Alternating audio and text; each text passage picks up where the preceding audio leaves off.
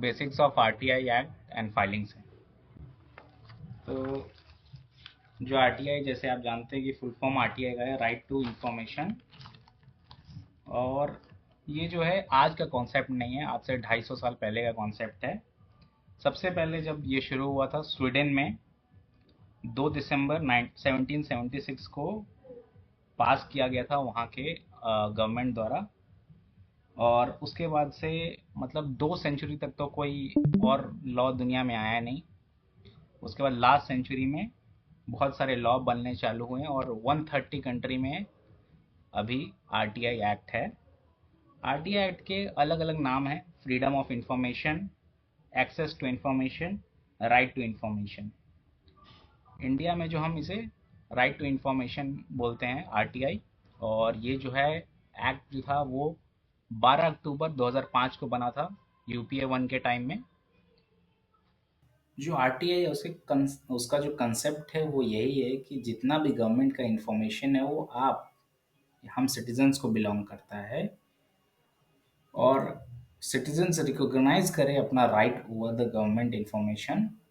और citizen feel करें कि उनके पास वो पावर है कि सरकार से कोई भी सवाल कर सकते हैं, वो जो उनका है। ये इंफॉर्मेशन सिटीजन्स का है, कोई सरकार का नहीं है।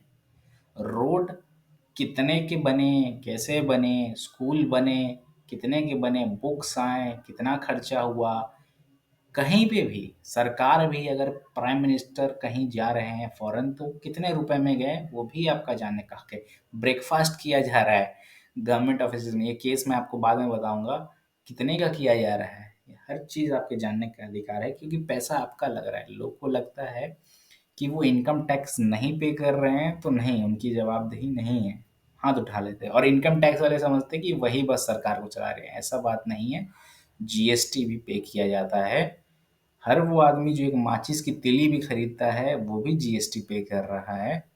तो अपनी जवाबदेही की इस संविधान के प्रति कीजिए कि सरकार आपकी है और आप सरकार से सवाल पूछें। जैसे कि ये फ़ोन या लैपटॉप से आप मुझे सुन रहे हैं, तो इसको आपको किसी को परमिशन थोड़ी ना चाहिए मेरे को सुनने के लिए, क्योंकि ये आपको बिलोंग कर रहा है। वैसे ही सरकार भी आपकी ही है, ये बिलीव करना चालू कीजिए, तभी कुछ बदलाव आएगा।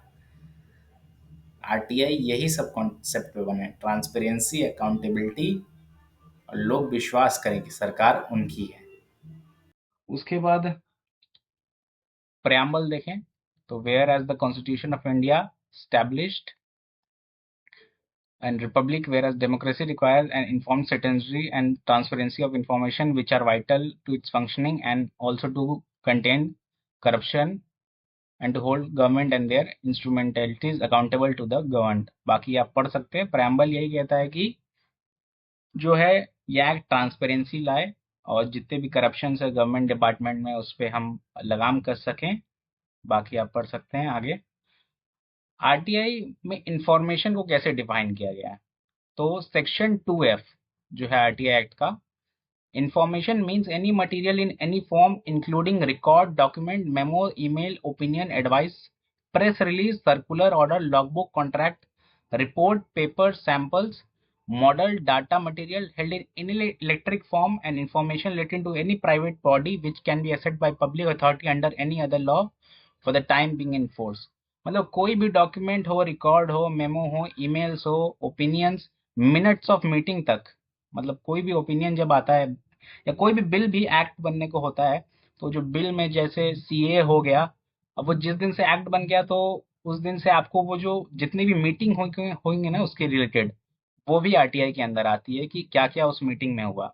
एडवाइसेस भी, मान लीजिए कोई इन्वायरमेंटल बिल आ रहा है, उस पर एडवाइसेस लिए गए हों किसी से, तो वो भी आरटीआई के अंदर जब वो बिल बन जाएगा तब आता है। प्रेस रिलीज भी है, सर्कुलर्स भी है, गवर्नमेंट के सर्कुलर्स होते हैं, ऑर्डर्स होते हैं गवर्नमेंट के बहुत सारे, वो भी आता है आरटीआई एक्ट के अंदर। आप कॉन्ट्रैक्ट्स को भी देख सकते हैं, रिपोर्ट्स भी देख सकते हैं, कोई भी कमीशन बनती है उसके जितने भी रिपोर्ट्स है वो भी देख सकते हैं, आप पेपर्स भी देख सकते हैं, हर वो चीज इंफॉर्मेशन। हाँ, लेकिन इंफॉर्मेशन एग्जिस्ट करनी चाहिए। अब इसका मतलब ये हुआ कि मान लीजिए एक रोड बना है, उसमें गड्ढे हैं, पॉट होल हैं, लेकिन सरकारी कागज में वहां पे कहते हैं कि कोई पोर्ट होल नहीं है। तो वो तो इन्फॉर्मेशन एग्जिस्ट नहीं कर रही है ना सरकार के पास। तो वैसी जो इन्फॉर्मेशन जो एग्जिस्ट नहीं कर रही है, तो उसको आरटीआई के अंदर हम मांग भी नहीं सकते और है भी नहीं वैसे इन्फॉर्मेशन। उसके बाद सेक्शन 2 देखते हैं आरटीआई एक्ट का। पब्लिक अथॉरिटीज क्या होती है? Public authority means any authority और बॉडी और institution of self government established or constituted by or under the constitution, B, by any other law made by parliament, C, by any other law made by state legislator, D, by notification issued or order made by appropriate government। मतलब कोई भी public authority वो होती है जो constitution से बनाई गई हो, लॉ मेड बाय पार्लियामेंट, कोई भी लॉ, जैसे लॉ होता है। अब सिख गुरुद्वारा कमेटी देखते हैं, सिखों की कमेटी है जो रेगुलेट करती है पूरी सिख ये जितने भी टेम्पल्स है गुरुद्वारा को। तो वो है एक प्राइवेट ये कमेटी, लेकिन उसको लॉ के द्वारा बनाया गया है, गवर्नमेंट ऑफ इंडिया के द्वारा। तो वो आरटीआई के अंदर आ जाता है। बाकी कोई लेजिस्लेचर जो स्टेट बनाती है। नोटिफिकेशन इशूड मतलब डीम यूनिवर्सिटीज होती है जो कि गवर्नमेंट ऑफ इंडिया के द्वारा बनाई जाती है। Deem universities actually private universities ही होती है एक तरह से, लेकिन नोटिफिकेशन इशू करती है गवर्नमेंट, तो वो भी आरटीआई के दायरे में आती है। उसके बाद and includes any body own control और सब्सटेंशियली फाइनेंस्ड। अब देखिए कोई भी ऐसी बॉडी जो गवर्नमेंट द्वारा ओन की जाए, कंट्रोल की जाए, सब्सटेंशियली फाइनेंस की जाए। ओन तो आप समझ ही रहे हैं, जितने भी सेंट्रल पब्लिक सेक्टर इंटरप्राइजेज हैं, पीएसबी बैंक्स हो गए हैं, ये सब गवर्नमेंट द्वारा ओन की जाती है, तो ये आरटीआई के अंदर आती है। आप उनके जितने भी इंफॉर्मेशन हम मांग सकते हैं, कुछ छोड़ के जो सिक्योरिटी रिलेटेड है। कंट्रोल, कंट्रोल कोई भी ऐसी अथॉरिटी, सेबी हो गई, आरबीआई, ये सब भी गवर्नमेंट कंट्रोल्ड बॉडी होती है। सब्सटैंशियली फाइनेंस्ड, सब्सटैंशियली फाइनेंस्ड मतलब कि जो कोऑपरेटिव सोसाइटीज होती हैं, कोऑपरेटिव सोसाइटीज जैसे मदर डेयरी, मदर डेयरी जो है वो गवर्नमेंट द्वारा भी फाइनेंस्ड है एक तरह से, कि लैंड या फाइनेंशियल हेल्प मिलती है। हालांकि मदर डेयरी खुद को मानती नहीं है कि वो आरटीआई एक्ट के अंदर आती है, और वो केस चल रहा है अभी सुप्रीम कोर्ट में। और ऐसे बहुत सारे, बीसीसीआई भी हम सब जानते हैं, जैसे कि बीसीसीआई को भी बहुत सारे हेल्प मिलते हैं, सब्सिडीज मिलती है गवर्नमेंट के साइड से लैंड के तौर पे या फाइनेंशियली, लेकिन वो भी खुद को आरटीआई एक्ट के अंदर नहीं मानती है। और non government organisation substantially finance directly और indirectly by funds provided by appropriate, इसी के अंदर बीसीसीआई भी आ गया। और ऐसे बहुत सारे बॉडीज हैं जो आते तो आरटीआई एक्ट के अंदर हैं, लेकिन वो खुद को मानते नहीं है और उनके केसेस पेंडिंग रह जाते हैं सुप्रीम कोर्ट में। जैसे कि एक केस हम जानते हैं, पीएम केयर्स फंड, अगर आपने नाम सुना होगा। तो पीएम केयर फंड में सब कुछ, डोमेन से लेके जो सील है, नाम है प्राइम मिनिस्टर फंड का, लेकिन ये जो है खुद को पब्लिक अथॉरिटी नहीं मान रहे हैं, आरटीआई एक्ट के अंदर नहीं मानते हैं। शुरू में इन्होंने माना था जब आरटीआई एक्ट 2005 में बना था और 2007 में केस गया था सेंट्रल इंफॉर्मेशन कमीशन के सामने। तब उस टाइम सेंट्रल इंफॉर्मेशन कमिश्नर थे वजाहत हबीबुल्ला साहब, उन्होंने ऑर्डर पास किया था और तब की यूपीए 1 की सरकार ने माना था कि पीएम केयर फंड आता है। लेकिन जब यूपीए 2 की सरकार आई और 2012 हुआ, तब उन्होंने खुद को एग्जेम्प्ट कर दिया, खुद को हटा लिया आरटीआई से। वो बोला कि नहीं आएंगे, और तब से आज तक केस चल रहा है आपका सुप्रीम कोर्ट में, और वैसे ही रखा हुआ है केस। ज़रूरी ये भी है कि हम समझें कि जैसे जितने भी हैं, आप अपना डोनेशन देते हैं, आप प्राइम मिनिस्टर को डोनेट कर रहे हैं एक तरह से, बिलीफ के तौर पे कि हाँ प्राइम मिनिस्टर ले रहे हैं, लेकिन उन फंड्स का क्या हो रहा है किसी को नहीं पता है। ऑडिटेड रिपोर्ट 21 से 22, 22 से 23, 23 से 24, 3 फाइनेंशियल ईयर की अभी तक नहीं आई हैं। तो हमें नहीं पता कि आपने डोनेट किया जो भी पैसा कोविड के रिलेटेड, कोई भी अलग नेचुरल डिजास्टर या किसी भी चीज़ से, वो पैसा गया कहाँ आपका। ऑडिटर, एक अलग से ऑडिटर बहाल होता है, लेकिन वो ज़रूरी नहीं है कि उतना सही हो। अगला, right to information, section 2J। Right to information mean right to information accessible under this act which is held or under the control of any public authority and includes the right to inspection document records। मतलब कि आप information मांगने के क्रम में inspection भी कर सकते हैं वर्क का। जैसे कि हमने बताया कि अगर पॉट होल सरकारी कागज में नहीं है तो आप उनसे इंस्पेक्शन मांगिए। कि म्युनिसिपल कमिश्नर जो है वो आपके साथ चले इंस्पेक्शन पे, और जितने भी पॉट होल्स दिखे रास्ते में वो आप मार्क करें, और फिर उनको बताए कि हाँ ये पॉट होल्स है। इस तरह से उनके डॉक्यूमेंट्स में भी, रिकॉर्ड्स में भी ये चीज आ गई कि हाँ यहाँ पे पॉट होल्स हैं, और उस पे वो कार्रवाई करना करना ही पड़ेगा उनको एक तरह या दूसरे तरफ से। टेकिंग नोट, एक्सट्रैक्ट और सर्टिफाइड कॉपी ऑफ डॉक्यूमेंट और रिकॉर्ड। मान लीजिए आपको कोई इन्फॉर्मेशन चाहिए, उसकी फोटो कॉपी आप इंस्पेक्शन में भी कर सकते हैं और ऐसे भी मांग सकते हैं आप, कोई भी डॉक्यूमेंट रिकॉर्ड हो उसका। Taking certified samples of material, ये भी समझिए कि क्या होता है। मान लीजिए आप कोई गवर्नमेंट हॉस्पिटल गए, वहां पे कोई दवाई है, आपको लगा कि ये दवाई खराब हो सकती है या इसका सैंपल कुछ है, तो आप उसको भी कलेक्ट कर सकते हैं। ये भी आरटीआई आपको ताकत देता है कि इसके अंदर की, और यहाँ तक कि रोड भी बन रहे हो ना, तो उसका जो डांबर होता है, आप उसकी भी इंस्पेक्शन में उस मटेरियल को कलेक्ट करके दिखा सकते हैं कि कहाँ पे करप्शन हुआ है, कितना परसेंटेज, वहां पे भी आप यूज कर सकते हैं ये चीज। Obtaining information in the form of diskette floppies, tapes, video cassettes और एनी अदर इलेक्ट्रॉनिक मोड, और through printouts where such information is store in computer और एनी अदर डिवाइस। मतलब कंप्यूटर में, आजकल तो कंप्यूटर आ गए हैं, most of the government office computer होते हैं उनके पास, तो आप पेन ड्राइव के थ्रू भी कोई भी इंफॉर्मेशन ले सकते हैं जो इलेक्ट्रॉनिक मोड में हो, कोई फाइल्स हो। सीसीटीवी फुटेज, आपको पता नहीं होगा पर सीसीटीवी फुटेज भी जितने भी गवर्नमेंट ऑफिसेज हैं या कुछ पुलिस स्टेशन में, ये सब आरटीआई एक्ट के अंदर आते हैं। आप इंफॉर्मेशन मांग सकते हैं और उनको देना ही पड़ेगा पब्लिक इंफॉर्मेशन कमीशन ऑफिसर को। अगला सेक्शन 3 जो है आरटीआई एक्ट का, सबसे ज्यादा इंपॉर्टेंट है। ये कहता है कि जितने भी सिटीजन्स हैं ये इंडिया के, वो सब इस एक्ट के अंदर आते हैं। मतलब आप कोई भी हो, आप साउथ से हो, आप नॉर्थ से हो, आप नॉर्थ ईस्ट से हो, आप कोई भी कास्ट से बिलोंग करते हो, रिलीजन से, आप फाइल कर सकते हैं आरटीआई, कोई उसमें दिक्कत नहीं है। उसके बाद section 4, Heart of the RTI Act. Every public authority shall maintain all its records duly catalogued and indexed in a manner and form which facilitates the right to information under this Act, and ensure that all records that are appropriate to be computerized are within a reasonable time and subject to the availability of resources computerized and connected through a network all over the country on different systems that the access to such record is facilitated। मतलब कि इसका कहना है कि जो जितनी भी public authority है उनको सही क्रम में रिकॉर्ड्स को मेंटेन करना है, इंडेक्स मैनर में रखना है, और यहाँ तक कि उनको ऑनलाइन भी डालना है उनके साइट्स पे। हालांकि वो होता नहीं है, हम देखते हैं आई थिंक इन्फॉर्मेशन इसलिए मांगी जाती है क्योंकि बहुत सारी इन्फॉर्मेशन हमसे छुपाई जाती है इन पब्लिक अथॉरिटी द्वारा, तो इसीलिए। पर जो सेक्शन 4 है वो कहता है कि हर वो इन्फॉर्मेशन डाली जानी चाहिए ऑनलाइन भी, ताकि हमें कोई ज़्यादा इन्फॉर्मेशन मांगने के लिए दिक्कत ना हो। Every PI office to have a PIO. PIO होता है पब्लिक इंफॉर्मेशन ऑफिसर। हर ऑफिस में एक पब्लिक इंफॉर्मेशन ऑफिसर होता है। पब्लिक इंफॉर्मेशन ऑफिसर कोई अलग पोस्ट नहीं होता है, कोई भी जो गवर्नमेंट ऑफिस में काम कर रहा था उसको कुछ टाइम के लिए बना दिया जाता है public information officer. Every public authority shall, within 100 days of enactment of this act, designate as many officers as the central public information officer or state public information officer, as the case may be, in all administrative unit or office under it may be necessary to provide information to person requesting for personal information under this act।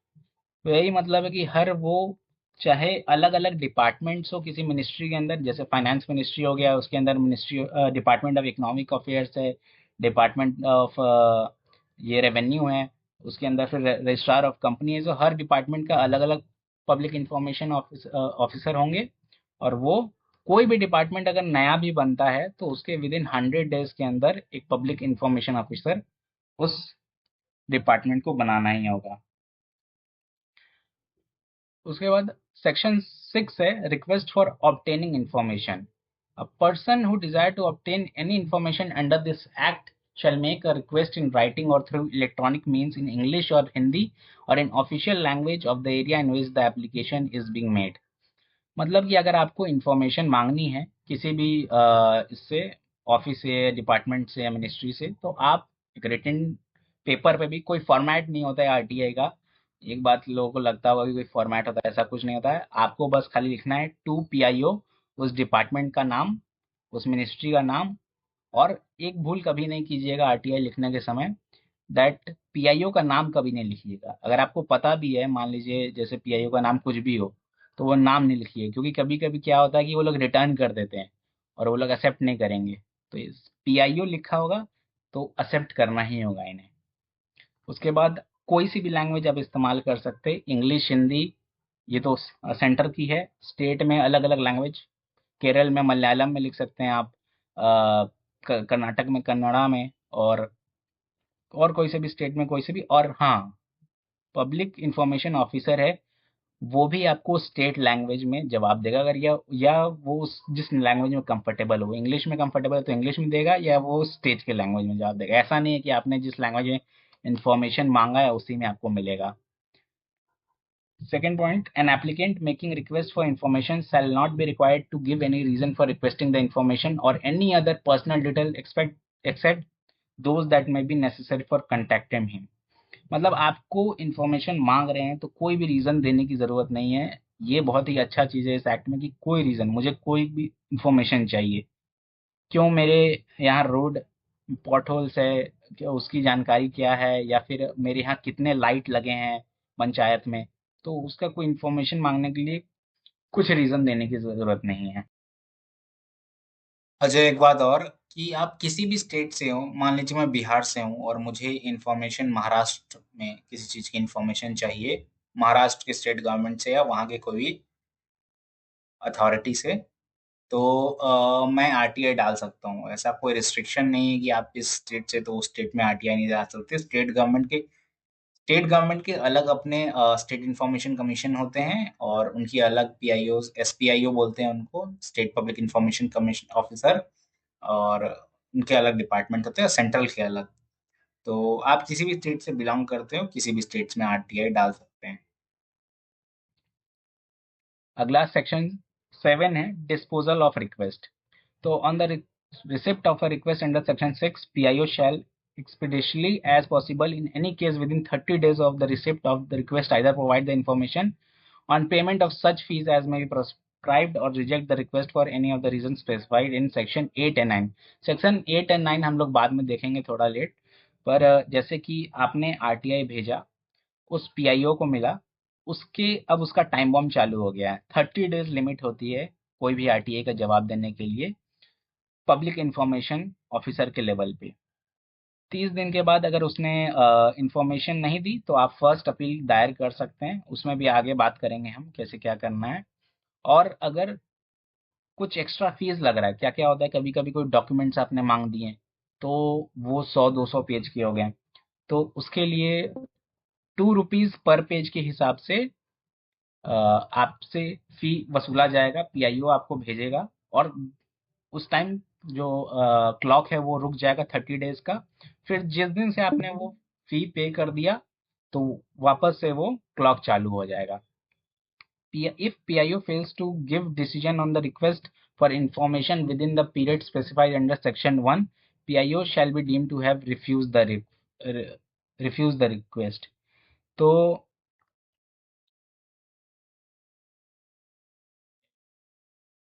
अगर हाँ, अगर PIO fail कर जाता 30 दिन के अंदर request देने के लिए, आपके इन्फॉर्मेशन का कोई भी आपका इन्फॉर्मेशन देने से मना कर जाता है, तो ये समझा जाएगा कि पीआईओ ने रिफ्यूज कर दिया है ये रिक्वेस्ट। इसमें भी आप फर्स्ट अपील पे जा सकते हैं। अब देखिए कि हम पीरियड समझते हैं कैसे होता है 30 डे पीरियड। तो आपने पीआईओ को भेजा, पीआईओ ने जिस दिन रिसीव किया वो लेटर, या बाई ऑनलाइन जो होता है पोर्टल भी दिखाऊंगा आपको मैं आरटीआई का, उस दिन से वो 30 डेज का क्लॉक शुरू हो जाएगा। उसके बाद पीआईए ने आपको लेटर भेजा, एडिशनल फीस जरूरी नहीं है हर टाइम एडिशनल फीस लगती है, कभी कभी बड़े रिपोर्ट्स होते हैं उसमें लगती है। उस टाइम वो 30 डेज क्लॉक स्टॉप हो जाएगा, जिस दिन आपने पे किया वो 30 डे क्लॉक फिर से चालू हो जाएगा। उसके बाद देखिए, दोनों टाइम को मिला के 30 डेज। और अगर एक बात ये भी है आरटीआई में, मान लीजिए आपको डिपार्टमेंट नहीं पता है, कि आपको नहीं पता डिपार्टमेंट कौन सा है, किसको डिपार्टमेंट को फाइल करना है, कोई बात नहीं, किसी भी डिपार्टमेंट को मैं तो बोलता हूँ अगर आपको समझ नहीं आ रहा ना, direct PMO, prime minister office के पीआईओ को भेज दीजिए। विद इन 5 डेज उसका काम है कि जो कंसर्न डिपार्टमेंट है उसको वो आरटीआई एप्लीकेशन ट्रांसफर कर दें, विदाउट एनी चार्जेस, आपसे कोई चार्ज नहीं लिए जाएंगे। बेस्ट चीज है ये आरटीआई के अंदर। उसके बाद आरटीआई के लाइकली आउटकम्स क्या होंगे कि पीआईओ आपको लेटर भेजेगा, जो भी आपने इंफॉर्मेशन मांगी उसकी सेटिस्फैक्टरी आउटकम हो सकता है उसका। दूसरा हो सकता है कि पीआईओ ने आपका ट्रांसफर कर दिया दूसरे और डिपार्टमेंट में, ठीक है, और आपको बोला कि आप उनसे कांटेक्ट कर लीजिए, वो भी हो सकता है, बात सही। You get a letter from PIO refusing to give information quoting exemptions. If you feel exemption is justified, accept the decision. मतलब पीआईओ को एग्जेम्पशन लगाएगा जिस सेक्शन 8 में होता है, आरटीआई एक्ट के सेक्शन 8 में एग्जेम्पशन होते हैं, आगे पढ़ेंगे हम। अगर आपको लगेगा कि वो एग्जेम्पशन जस्टिफाइड है तो ठीक है, लेकिन अगर आपको लगता है कि एग्जेम्पशन ठीक नहीं है, जस्टिफाइड नहीं है, तो आप 30 डेज के बाद जो पीआईओ का आंसर है उसके 30 डेज के बाद, उसके 30 डेज नहीं, आप जिस दिन से आपने फाइल किया है उसके 30 डेज के बाद आप फर्स्ट अपील दायर कर सकते हैं। और आपको अपना रीजन भी रखना है कि क्यों ये जो एग्जेम्पशन पीआईओ ने लगाया है वो सही नहीं है। और आप फर्स्ट अपील में ना हेयरिंग भी करवा सकते हैं चाहे तो, ये भी प्रावधान है। उसके बाद PIO ask you to come for inspection, refer to SIC order. PIO आपको इंस्पेक्शन के लिए बुला सकता है अगर आपने इंस्पेक्शन मांगा है तो। PIO does not respond at all, this is deemed refusal without any reason, file a first appeal after 35 days and before 60 days. मतलब कि आरटीआई अपील करने के 30 दिन के बाद आप फर्स्ट अपील दायर कर सकते हैं, या 60 दिन के पहले, अगर आपको कोई जवाब नहीं मिला है तो। जो एड्रेस है फर्स्ट अपीलेट अथॉरिटी का, care of public information officer लिख दीजिएगा, उतना ही होता है, आगे उसमें बात। फंडामेंटल राइट, आरटीआई जो है हम सबका फंडामेंटल राइट है, right to freedom of expression के अंडर। आपको कोई वजह नहीं बताना है कि क्यों आपको इन्फॉर्मेशन चाहिए, कोई रिस्ट्रिक्शंस नहीं होनी चाहिए इन्फॉर्मेशन मांगने में, तो ये आरटीआई फंडामेंटल राइट के अंदर आता है। उसके बाद एग्जेम्पशंस में सबसे जरूरी है आरटीआई के अंदर हमें एग्जेम्पशंस को समझना। आप एग्जेम्पशन समझ गए तो आप इंफॉर्मेशन यूं ही निकाल लेंगे। Now, withstanding anything contained in this act, there shall be no obligation to give any citizen information disclosure of which would prejudicially affect the sovereignty and integrity of India। मतलब sovereignty और integrity of India compromise हो रहा है तो information आपको नहीं दी जाएगी, बिल्कुल सही बात। Security, बिल्कुल सही बात। आप पुलवामा में आर्मी बेस क्या है, आर्मी बेस का क्या मैप है, ये सब नहीं मांग सकते हैं। स्ट्रेटेजिक मतलब आने वाले टाइम में हमारी फॉरेन पॉलिसी क्या होगी, ये सब आप कोई नहीं मांग सकते। साइंटिफिक भी नहीं मांग सकते हैं, इकोनॉमिक इंटरेस्ट भी नहीं मांग सकते हैं स्टेट से, फॉरेन रिलेशन भी नहीं मांग सकते हैं।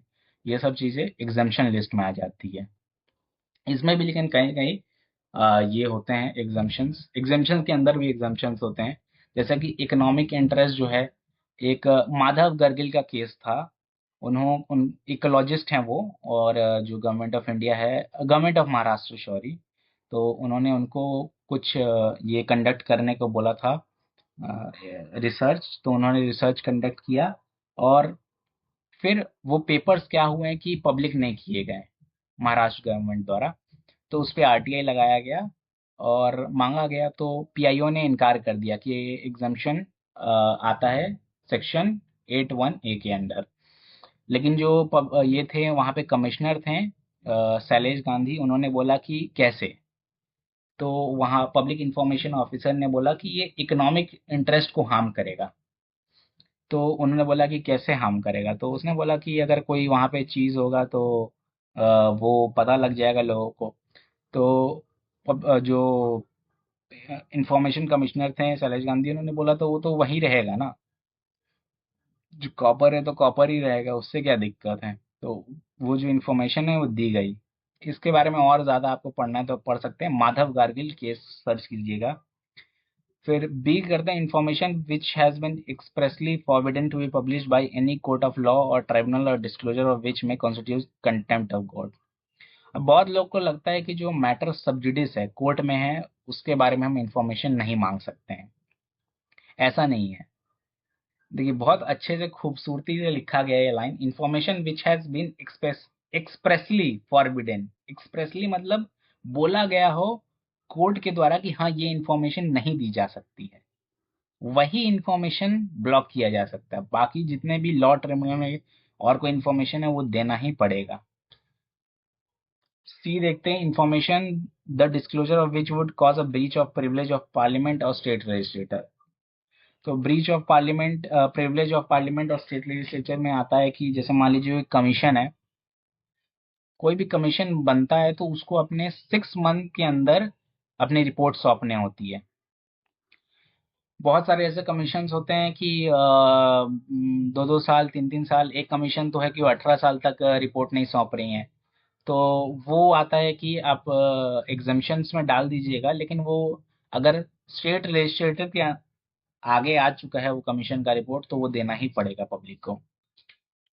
उसके बाद D, information including commercial confidence, trade secret और intellectual property disclosure of which would harm the competitive position of third party unless the competent authority satisfies the larger public interest warrant the disclosure of। तो मान लीजिए trade secret जो होते हैं वो आपको नहीं बताया जा सकता, बात सही है। ये पेटेंट होते हैं तो गवर्नमेंट ऑफ इंडिया ही करती है पेटेंट, कोई भी चीज हो। मान लीजिए कोको कोला का भी हो तो ट्रेड सीक्रेट तो गवर्नमेंट ऑफ इंडिया को पता ही होगा, या आइडिया नहीं मेरे को, लेकिन वो नहीं बता सकती है आपको, क्योंकि इस तरह से तो आप उसका स्ट्रेटेजी जान करके और फिर उसे कंपटीटर बन जाएगा, तो इसीलिए ये सब इंफॉर्मेशन नहीं दी जा सकती है। फिर information available to a person in his fiduciary relationship unless the competent authority is satisfied that the largest public interest warrants the disclosure of such information। मतलब fiduciary relationship का मतलब कि जैसे मैं और मेरा डॉक्टर, हम fiduciary relationship में हैं। मैं अपने प्रॉब्लम्स अपने डॉक्टर को बताऊंगा, वो जो जो ट्रीटमेंट लिखेगा ठीक है। मेरा डॉक्टर मेरा इन्फॉर्मेशन किसी को भी नहीं दे सकता है, लेकिन मैं अपना इन्फॉर्मेशन ले जाके कहीं और सरकारी हॉस्पिटल में या किसी और प्राइवेट हॉस्पिटल में इलाज करा सकता हूँ। तो इसको बोलते हैं फिड्यूशियरी रिलेशनशिप। आपका बैंक के साथ भी अपना फिड्यूशियरी रिलेशनशिप होता है, लेकिन कभी कभी ये चीज नहीं होता है, क्योंकि जैसे आप नीरव मोदी के केस में देखें, तो अगर नीरव मोदी के केस में कोई उसके बैंक स्टेटमेंट खंगालना चाहे तो वो कर सकता है, क्योंकि वो लार्जर पब्लिक इंटरेस्ट को ये कर रहा है, रख रहा है। तो उस केस में ये फिड्यूशियरी रिलेशनशिप नहीं लगेगा। Information received in confidence from foreign government, तो फॉरेन गवर्नमेंट के रिलेटेड कोई आप इन्फॉर्मेशन ज्यादा नहीं मांग सकते हैं। Information the disclosure of which would endanger the life of physical safety of any person और identity the source of information और assistant given in confidence for section 8 exemption from disclosure of information. मतलब कोई भी ऐसा information जो कि किसी के लाइफ को एंडेंजर करे, वो चीज आप नहीं मांग सकते हैं, क्योंकि उसकी पब्लिक सेफ्टी को थ्रेटन करेगा। मतलब मान लीजिए आपने किसी से मांग लिया कि किसी के कितने बॉडी गार्ड्स है, तो वो सब नहीं मांग सकते हैं। फिर सेक्शन 8 का H, information which would impede the process of investigation और अप्रीहेंशन फॉर और प्रोसिक्यूशन ऑफ ऑफेंडर्स। मतलब कि अगर कोई भी ऐसे इंफॉर्मेशन सीबीआई की इन्वेस्टिगेशन हो, ईडी की और एनआईए नेशनल इन्वेस्टिगेटिव एजेंसी, ये सब की आप कोई भी प्रोसेस इन्वेस्टिगेशन में नहीं मांग सकते, क्योंकि ये प्रोसेस ऑफ इन्वेस्टिगेशन को इम्पीड कर देगा। तो यहाँ पे एग्जाम्पशन होते हैं। उसके बाद cabinet paper including record of deliberation of the council of ministers, secretaries and other officers, provided that the decision of council of ministers, the reason therefore and material of the basis which decision were taken shall be made public after the decision has been taken and the matter is complete or over। तो मान लीजिए कोई भी ऐसा जो bill जो पेश किया जा चुका है पार्लियामेंट के सामने, उसमें जितने भी मीटिंग्स हुई और उन मीटिंग्स की मिनट्स वो आप मांग सकते हैं, वो आपका अधिकार है। और उसको इसके अंडर नहीं किया जा सकता है एग्जेम्प्ट, जब तक वो बिल पेश नहीं किया गया है, तब तक एग्जाम्पशन में रहेगा ही रहेगा, बिल्कुल है। बजट भी आप नहीं मांग सकते, क्योंकि मान लीजिए कल बजट पेश करने वाला और आप बजट मांग दिए तो उस तरह से तो चलेगा नहीं। उसके बाद provided further that those matters which come under the exemption specified in this section shall not be disclosed. उसके बाद जे है, information which relate to personal information the disclosure of which has no relationship to any public activity or interest which would undermine invention the privacy of individual unless the central state officer or played as their case is satisfied the larger public interest। मतलब आप किसी की public activity या personal activity या privacy के बारे में सवाल नहीं पूछ सकते हैं। हाँ, ये बिल्कुल सही बात है, आप किसी गवर्नमेंट ऑफिसर या जजेस के बारे में नहीं पूछ सकते हैं। लेकिन अगर मान लीजिए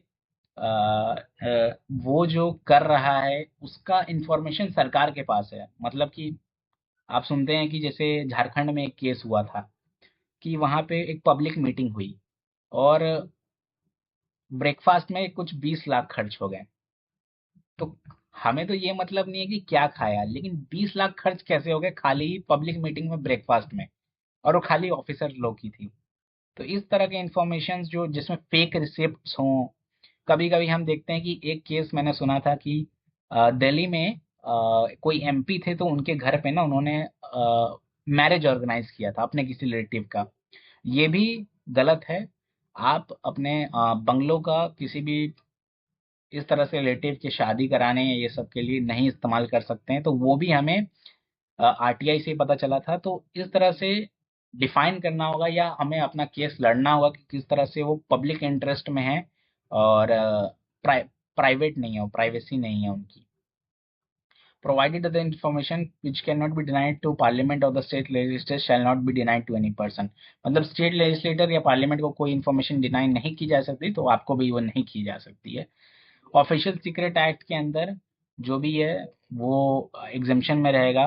अगर पब्लिक इंटरेस्ट आउटवे करता है तो बात सही है कि हो सकता है, पर उसमें टाइम लगेगा। अभी ऐसे तो केसेस मैंने कोई देखे नहीं है।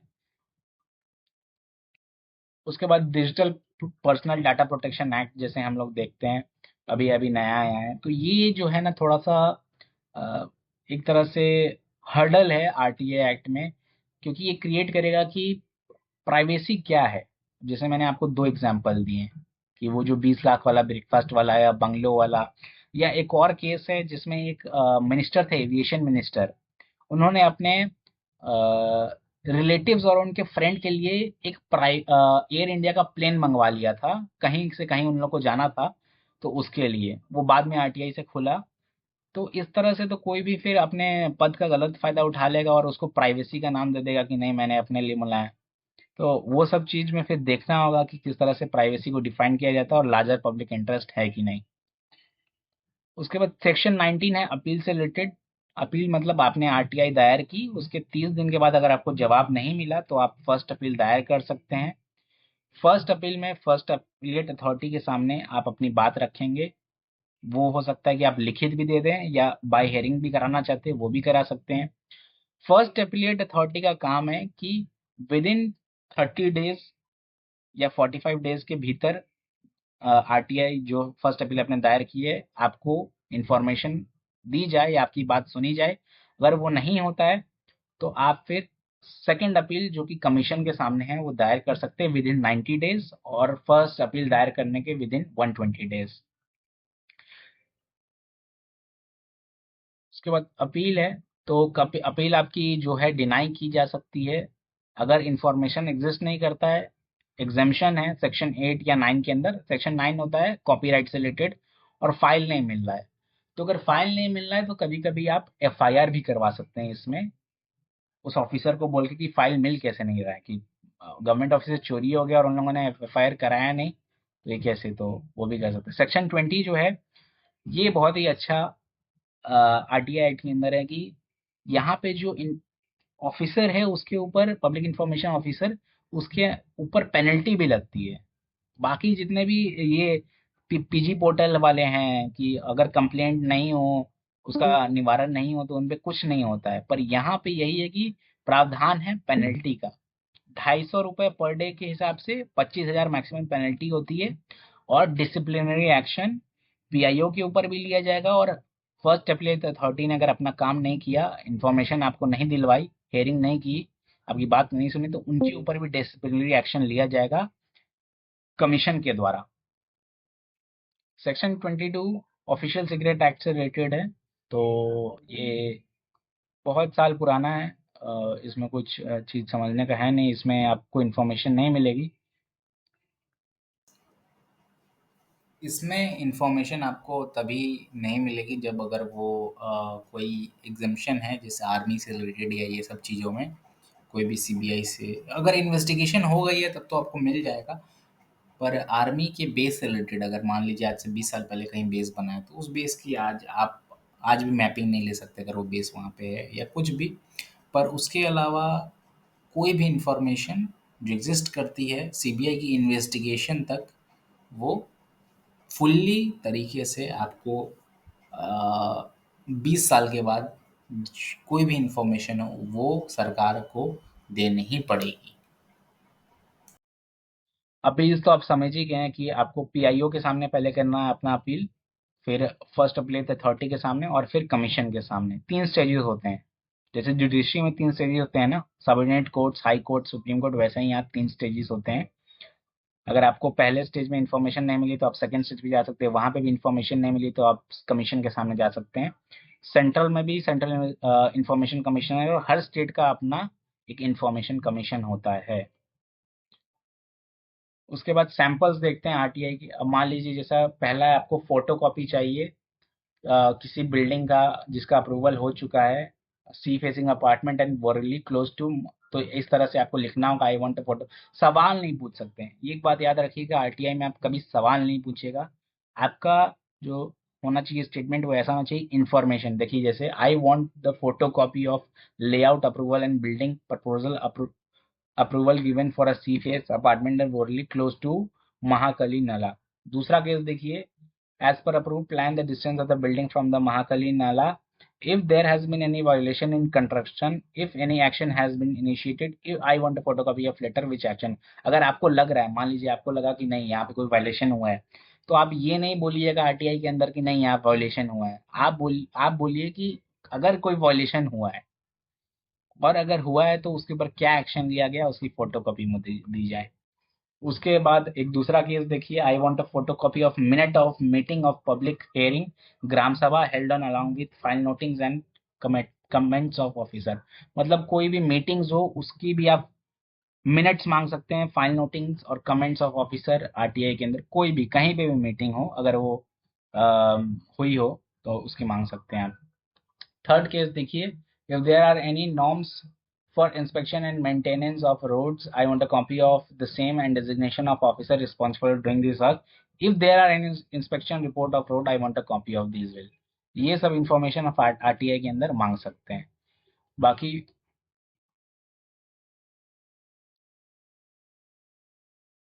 बाकी आपको आरटीआई फाइल कर करके ही आएगा कि कैसे ये हम देखेंगे कि एग्जेम्पशंस को टैकल करना है। एक्सपीरियंस से ही हर चीज़ आता है। मैं भी ज़्यादा कुछ नहीं किया, अभी 3 साल तक ही मैंने आरटीआई फाइल कर रखे हैं, वो भी अपने पर्सनल रीज़न के लिए, कंप्लेंट्स के लिए। कंप्लेंट्स भी बहुत अच्छा तरीका है, अगर आपके पर्सनल कंप्लेंट्स है तो उसके थ्रू भी आप आरटीआई फाइल करके इन्फॉर्मेशन ले सकते हैं। बाकी आपके अगर कोई क्वेश्चंस हो तो वो मैं लेने को रेडी हूँ, एक एक करके आप क्वेश्चन पूछ सकते हैं। Anyone?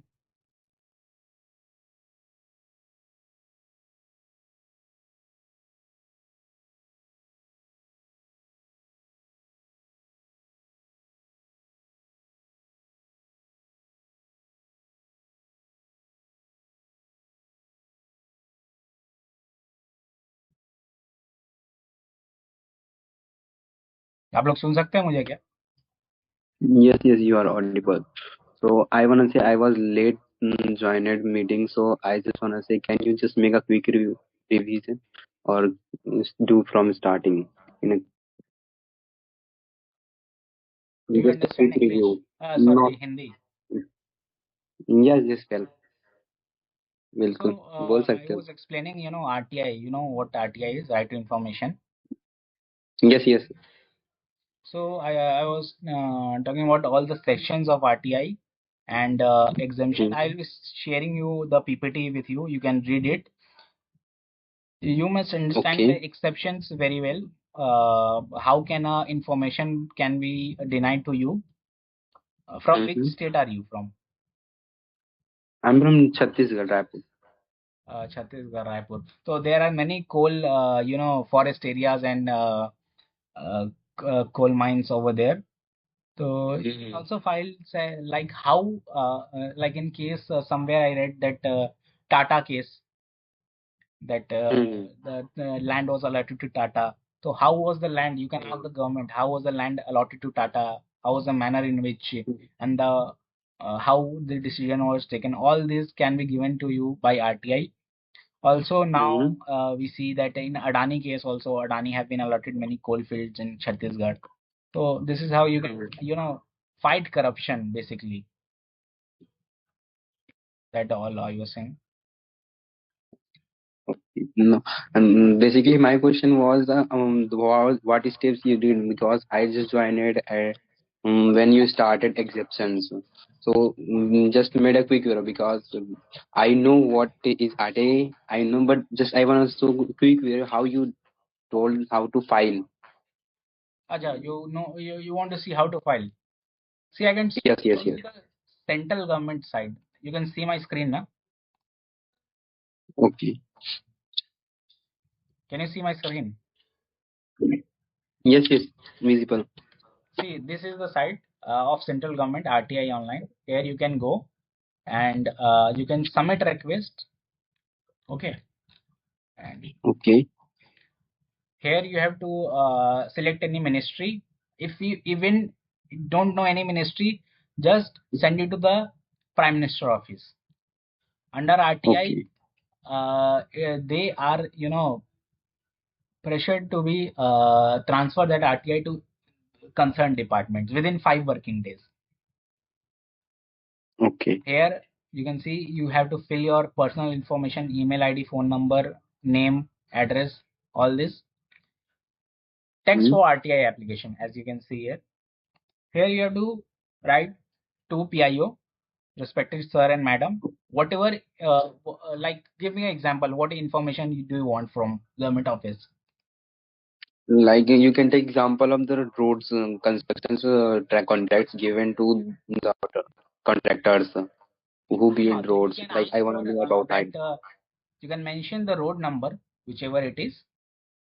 You can Okay. ask for how not. That's a question. Never ask like it's a question. Ask for the copy of what we say contract, copy of the contract Okay. or whatever given to the contractor, or give us the minutes of the meeting in which it was decided that this contract has to be given to this contractor.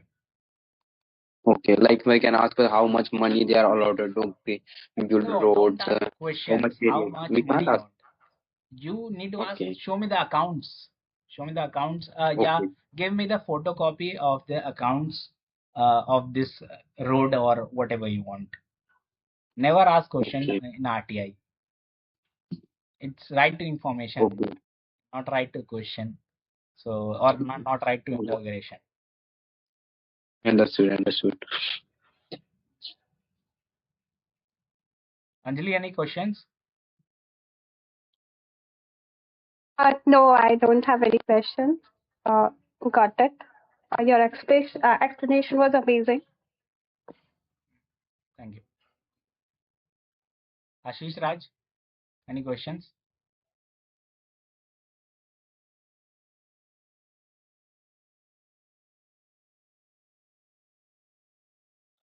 Quality of information. देखिए अमन भाई, quality of information मतलब कि अब जो information exist कर रही है paper, क्योंकि देखिए हर वो इंफॉर्मेशन कोई भी स्टेप लिया गया है उसके नीचे गवर्नमेंट ऑफिसर का साइन होता ही होता है। अब देखते हैं कोई भी पेपर है, नोटिफिकेशन निकला है तो वो बाध्य कर देता है उस ऑफिसर को कि हाँ ये आपके द्वारा ही, उसमें कुछ गलत नहीं हो सकता। और आप अगर कोई कंप्लेन भी भेजते हैं ना पब्लिक अथॉरिटी को, मान लीजिए आपने टीसी नहीं मिल रहा है, आपको ट्रांसफर सर्टिफिकेट नहीं मिल रहा है कॉलेज से, तो उसमें भी आप भेज सकते हैं कंप्लेन और उस पर एक आरटीआई लगाएंगे। तो उसमें फाइल नोटिंग जो चीज होता है आरटीआई के अंदर वो बहुत इंपॉर्टेंट होता है। फाइल नोटिंग में समझाता हूं मैं, क्या होता है कि लेफ्ट साइड में ऑफिसर का नाम लिखा होता है और राइट साइड में उसने क्या एक्शन लिया उस पे, तो उसमें कुछ गलत नहीं हो सकता। और गलत है तो फिर वो तो ऊपर अगर जाएगा, मान लीजिए आपको लगा कि कुछ गलत है तो वो ऊपर जाएगा जब कमीशन के पास, जहाँ पे इंफॉर्मेशन कमिश्नर या चीफ इंफॉर्मेशन कमिश्नर्स बैठे होंगे, तो बिल्कुल वो लोग के अगर संज्ञान में आप ला सकते हैं ये सब बात, तो बिल्कुल एक्शन लिया जाता है, बहुत सारे जगह एक्शन भी लिया जाता है, पर ऐसा कोई गलत नहीं होता है वहाँ पे इंफॉर्मेशन।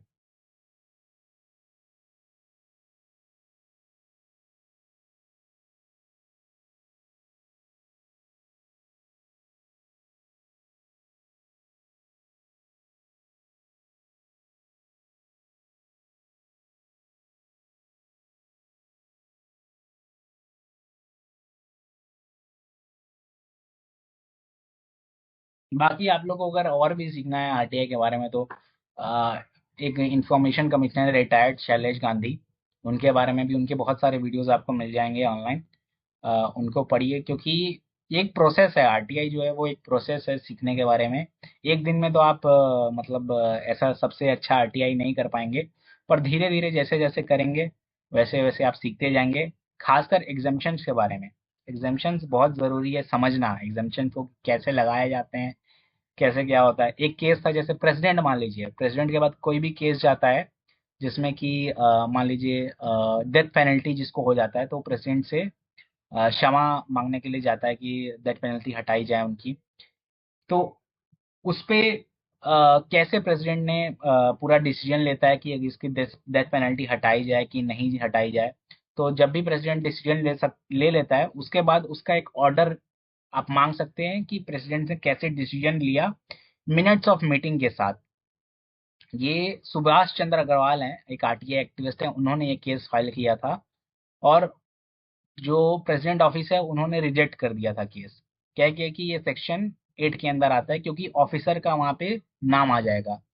तो उन्होंने यही बोला कि कोई बात नहीं, आप ऑफिसर का नाम मिटा के मुझे दे दीजिए, मुझे तो यही जानना है कि कैसे इनका ये जो भी है केस डिसाइड हुआ, बस। तो एग्जामिशन के बारे में जैसे जैसे आप जाने, सुभाष चंद्र अग्रवाल हो गए, निखिल डे हो गए। आरटीआई की जो हिस्ट्री है वो तो राजस्थान से शुरू हुई थी, ये तो मैं बताना भूल ही गया कि बहुत पुरानी हिस्ट्री 1992 में स्टार्ट हुई थी।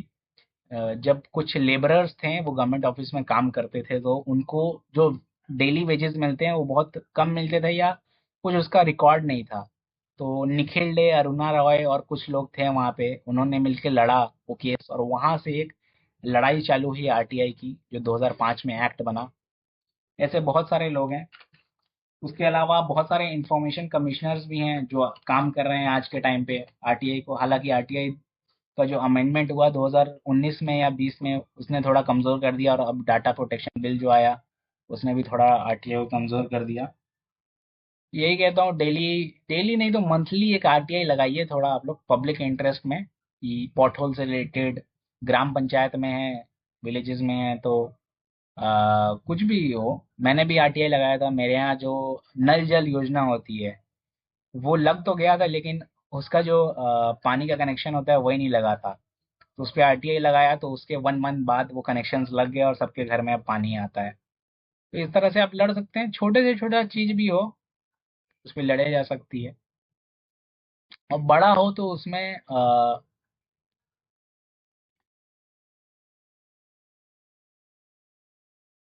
रिजेक्ट कर ही नहीं सकता है अमन। कोई भी पब्लिक इंफॉर्मेशन ऑफिसर आपका आरटीआई रिजेक्ट नहीं कर सकता है, ये उसको एक्सेप्ट करना ही होगा। कोई तुक ही नहीं बनता है, जब तक कि, हाँ, अगर आपने नाम लिख दिया हो गलती से कभी by chance public information officer का, तो तब वो कह सकता है कि हाँ ये एब्सेंट थे, छुट्टी पे थे, तब आपका रिजेक्शन हो सकता है कि भेज दे बाई पोस्ट, वो भी। ऐसे कभी रिजेक्शन नहीं होता है आरटीआई का। आयुष, आपका कोई सवाल? नहीं, सवाल तो नहीं है, बस एक डाउट था अभी कि जैसे कि गवर्नमेंट के या फिर आर्मी के कोई सीक्रेट ऑपरेशंस होते हैं जो कि प्राइवेट रखना होता है, तो हाँ वहां पर अगर कोई आरटीआई आरटीआई फाइल करता है तो वो क्या एक्सेप्शन होता है? हाँ, वो एक्सेप्शंस होता है, वो इन्फॉर्मेशन नहीं दी जा सकती है। ओके। कोई भी ऐसा ऑपरेशन जिसमें, क्योंकि उसमें हमारे जवान का भी तो वो शामिल हो जाएगा ना नाम, कि ये ऑपरेशन में थे, तो उस तरह राइट। से वो नहीं दी जा सकती इन्फॉर्मेशन कोई भी। हाँ, पर आप पुलिस में लगा सकते हैं।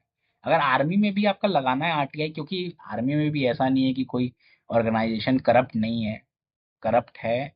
और मान लीजिए आपको कोई लग रहा है कि कहीं पे ये धांधली हुई है इस चीज में, इतने का बिल बना था इतना नहीं आया, तो लगा सकते हैं। लेकिन वो लोग यही आर्मी में अगर कोई आरटीआई लगाइएगा तो आप सेक्शन 8 बोल के बोल देते हैं एग्जेम्पशन लिस्ट में आर्मी। लेकिन आप लड़ सकते हैं केस उस तरह से कि नहीं, ये मैं इंफॉर्मेशन कुछ लोगों से रिलेटेड नहीं मांग रहा हूँ।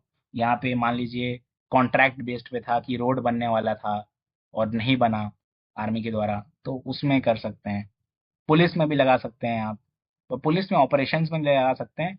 ऐसे एक केस था, शैलेश गांधी जो थे इंफॉर्मेशन का हैं मतलब वो, तो उन्होंने एक आरटीआई लगाया था पुलिस पे। एक मुंबई में क्या, एक पुलिस वाले ने ना किसी बच्ची का रेप कर दिया था, तो कोई भी कोर्ट केस हुआ और उसके बाद उसको सस्पेंड किया गया था, फिर से री इंस्टिगेट कर दिया गया पुलिस डिपार्टमेंट में।